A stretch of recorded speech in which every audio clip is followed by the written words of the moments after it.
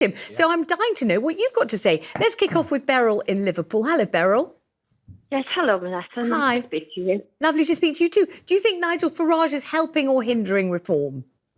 Well, Nigel Farage, in my heart, has always said he always seems to be very for the people, very much for the people. But I've listened to Mr. Lowe, and Mr. Lowe, I just see him as a Prime Minister. I don't like to disrespect Mr. Farage, but honestly, I see Mr. Lowe as a Prime Minister. Tell me about him, Beryl, because lots of people haven't studied him, obviously, as carefully as you have. They might not know much about him. I know he's a very, very, very successful businessman, but what is it about him that you think is prime ministerial? Well, he's got a mannerism that comes across. Mr. Farage comes across very happy, laughy, jokey, and really nice person.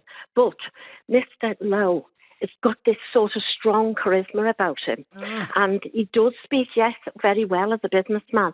But when he does talk about what England has gone to, he is brilliant, and he always says the same thing.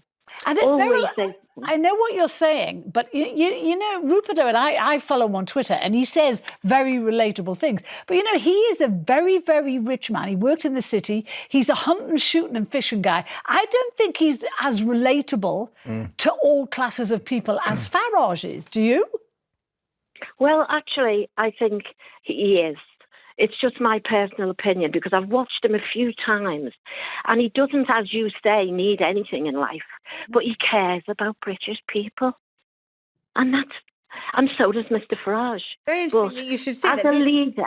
You feel he's statesman-like, Rupert Lowe, do you, in a way that you don't think Nigel Farage is? That's an interesting view, Beryl. Thank you very much indeed for calling.